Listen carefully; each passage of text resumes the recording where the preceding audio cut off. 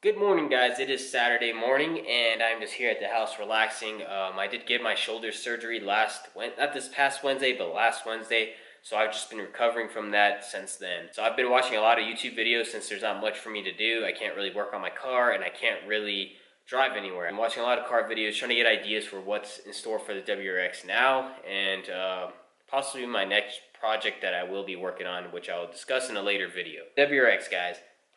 I think I'm kind of done with doing some, engine mods in terms of like power mods and things like that for now.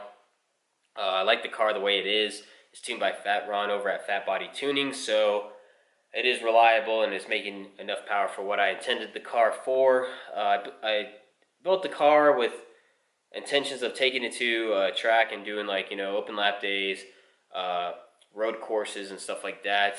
No autocross just because I have a hard time visualizing the track and stuff right now at the moment with cones and things like that, and I'd rather have an actual physical track to race on if I have that opportunity around me to do so. So that is kind of what I built the car for. It's not the fastest car out there or anything like that. I do not go around thinking that. I know a lot of people tend to get butthurt or have issues with me having a giant wing on my car. It's kind of one of those things that come with having a wing on your car or something like that. It gets attention, it gets good attention, it gets bad attention. Some people like it, some people hate it. I automatically assume that because you have that wing that you're trying to go around and say that your car is 1,000 horsepower or something like that, or you're like being a poser or something. I don't know where that kind of came from. The wing itself is just an aero mod. It's just to kind of help with stability, downforce and stuff like that. It doesn't mean that you have to have a crazy horsepower car in order to have one. Or you don't have to have a crazy horsepower car to have a race car or anything like that, guys. A race car is any car you pretty much take to a track and compete in any kind of event, whether it be against yourself, like personal times and stuff and personal bests, or with others and stuff like that. Just the point being that you take your car to the track considers it a race car. They think that a race car has to be 1,000 horsepower, 600 horsepower, or something at least like that to be called a race car. It does not. There's people that take Corollas, all kinds of Miatas, things, and all kinds of things out to the track, and those are pretty much called considered race cars because they are competing and they're on doing a track event, stuff like that. So I mean that's kind of a misconception people get, but I've kind of dealt with it too myself. Moving on from that, I haven't been able to work on the car, but before I got my surgery, I was working on just doing some minor change on my lines for my Moroso air oil separator or catch can, whichever you want to call it. I was trying to get rid of those ugly rubber hoses, and I wanted to get AN fittings and some nice nylon braided hoses to replace that, so it just looks a lot, nicer in the engine bay, and at least I don't have to worry about those lines kind of going bad and being kind of crappy. It's mostly kind of a looks kind of mod, also / you get some benefit out of it, I guess. I'm just being honest about that. I just don't like the way it looks. So we'll take you into the garage real quick, and we'll kind of take a peek at what I've been working on, I guess. Or I haven't been working on. I worked on before I got my surgery, so sucks I can't continue it until I kind of heal a little bit more, but here we go. Here's my Moroso catch can, air separator, whatever you want to call it. You unscrew the bottom, you just drain out the oil that's collected over time. I think that's nice. I like that. I don't like the idea of having any of that oil going right back into the intake.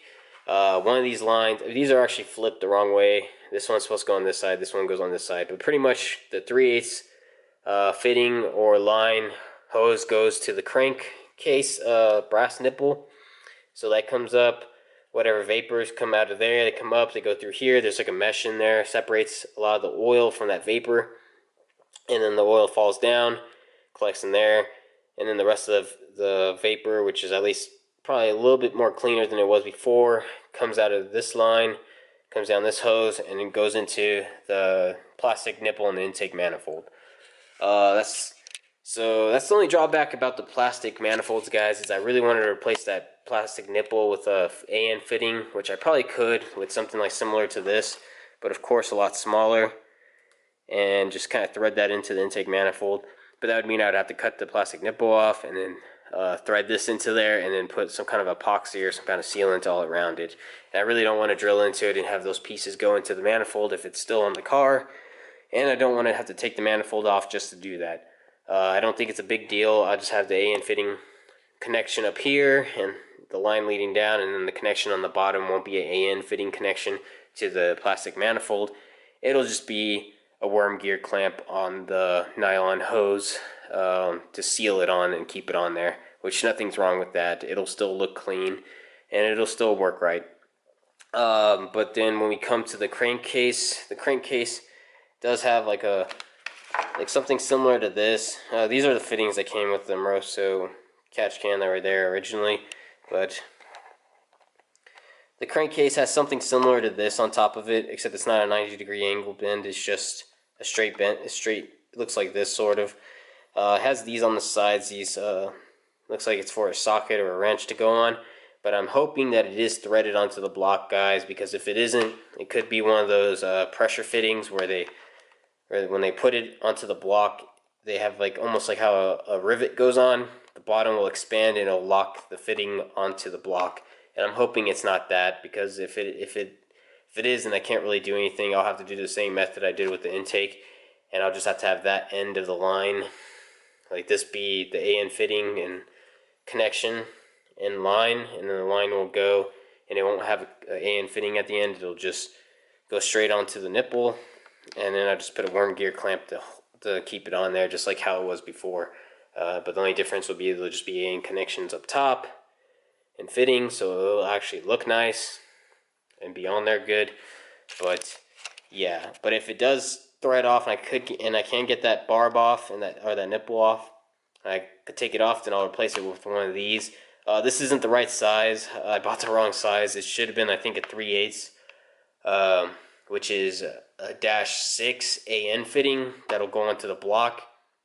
And this is what I'll put on there, and then the AN fitting on the hose will connect to this, and I'll thread it on there, and then it'll come up and attach to this, and then this one will have a connection. It'll be threaded onto there, the hose, and that'll just go and lead onto the plastic nipple and intake manifold, and then I'll have a worm gear clamp holding that other end onto there, and that should work. It should look nice and very neat. I like my engine bays to be somewhat neat if I can. If I can't do like some kind of AN fittings and lines, I'll do it whenever I can, or if I'm able to. The thing with this FA20 engine is there isn't too many areas I think I can do it without having to tap the plastic and replace it with like a metal fitting. So I'm not trying to do all that. That's the one thing I kind of hate about these plastic manifolds, is at least the metal ones you could kind of port or take out the fittings or lines and then replace them with AN fittings and lines, but you can't do that with this. But that's kind of all I'm working on, or I was working on, and hopefully everything goes good. I do have the lines on the way, so those will just be sitting here until I get better and I can actually work on it. These I may change out. I ordered some straight ones. I ordered some ones like these right here, but of course in the appropriate size that'll go right here. And I don't like how much it sticks out. I tried threading it in, guys, but the problem is it just stops. That's where, as far as it will go. So I'm gonna trim off that if I can and get this flush if I do decide to use these 90 degrees, because I have these, the 90-degree, fitting right here, and then the hose, the actual hose fitting is a 90-degree as well. It's like the blue with the red piece. You guys probably seen what they look like.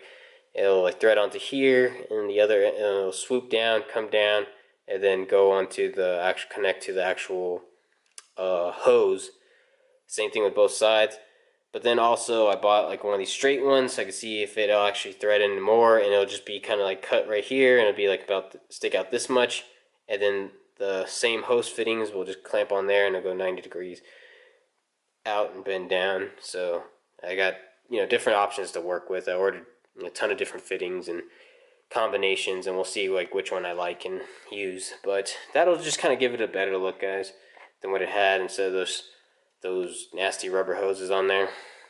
It'll have some nice black nylon hoses and AN fitting connections. So that's just kind of like a little tip if you guys want to do. You could probably do them with, it'll probably work on most other air oil separators and catch cans and things like that. But you just got to do your research, figure out the sizes and stuff. And there's like usually there's a size chart for AN fittings. So if you guys don't know, just check that out and you'll figure out what size you need, and just figure out what size hosing the hoses are that you have on your catch can or air oil separator, and just replace those with whatever lines you want to use. And just watch a ton of YouTube videos. There's a lot of people that show you how to put these lines together and things like that. These are Earl's brand ones. This one's a Jegs one. I ordered, I picked the wrong one. I like to keep them all the same. I mean, it'll work regardless, but I just like, you know, brand integrity when it comes to like things like this, like fittings and stuff. I want to have them all. If I buy Earl's, then I'm going to just get all Earl ones. So this is Earl's, and I actually ordered them off of the Jegs website. And I tell you guys, they ship this shit out really, really fast. Literally, once you order, like not even that long after, like maybe an hour, a couple hours or so, you'll get an email already saying it's been shipped out. It's just because they have such a large scale, you know, what do you call it, warehouse, and I guess a really good system and stuff like that, that they can just ship this stuttering, sorry, large system. They can ship this stuff out very, very quickly, and I think this arrived within like 2 days or so. So it's pretty nice. If you're ever thinking about doing this, just go ahead, check out their site. They have a lot of stuff. It's similar to like Summit Racing's website and stuff like that. So yeah. But that is kind of it, guys. That's kind of it. This is where the car stands now. It just sits here in the garage. Can't do much. Kind of sad. But that's kind of it. I wish I could really clean up the engine bay more and do more things to it, but we'll see what I can do or not. There's not too much you can do. I guess I could put like a cover there, like a Killer Bee burnt cover or something on there. I don't know. We'll see. But there's not much line-wise. I tried looking for things to replace. I think the next thing that I may do, guys, is replace these radiator hoses with some silicone ones. The top one and the bottom one. As well as all these little vacuum lines if I can. If they do have a kit out there that can replace all those. Replace all those with like some good... you know, some good silicone vacuum hoses and stuff like that. I'm not sure what color. Maybe, I don't know if I want to do red or just keep it black or do blue or something like that. I'm not too sure. We'll see. But that's kind of probably the next thing later on that I'll do. Just kind of clean up the engine bay, as well as replace this giant battery with a smaller Odyssey battery. Because the Odyssey battery, first of all, makes a lot more power, holds a lot more power, and it is smaller and a lot lighter, so it'll clear up some space right there, as well as be a lot lighter than this thing. This thing is fucking heavy, these batteries, and it'll actually shed some weight at least off this corner, and kind of, because this side ain't that heavy.